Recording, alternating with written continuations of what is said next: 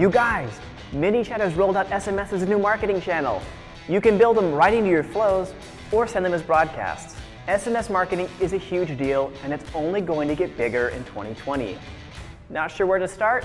We've got 4 good ideas, bad ideas for you to try out.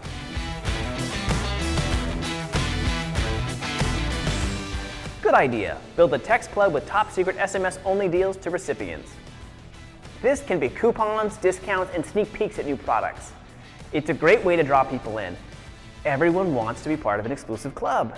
Work to make your SMS messages sound exciting and alluring. Bad idea. Build a text club with top secret SMS-only deals with an international drug cartel. I'm actually filming this from a secret location for my safety. Good idea.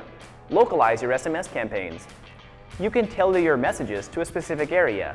By gathering your audience's zip codes or preferred location, you can focus on sending them the most relevant news and discounts. Recipients get a more personalized experience, and you rake in more profit. Bad idea. Hyperlocalize your SMS campaigns to target only your one annoying roommate. Clean your dang dishes, Patrick. Ugh. Good idea. Set expectations before sign up. While you're collecting location info, you should also set expectations for how often you'll be sending messages their way. For example, you might collect their zip code and email address and let them know to expect 4 messages a month with exclusive coupons. This way, people don't freak out when they start getting messages from you. Bad idea. Set expectations before literally every conversation you have. Look, you should know, before we start talking, I'm only going to smile and nod the whole time. Good idea.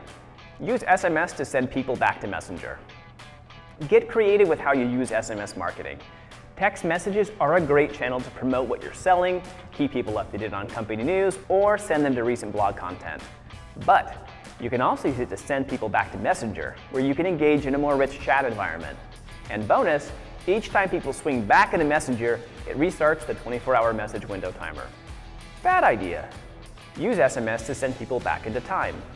Time travel has only brought misery and sadness to mankind. Consumers actually want to be contacted via SMS by their favorite brands. 75% of consumers are open to receiving text messages from the brands they love, and 6 in 10 consumers have a positive impression of brands that send them those SMS. Don't be left behind. Roll out an SMS marketing strategy today as part of your omni-channel approach.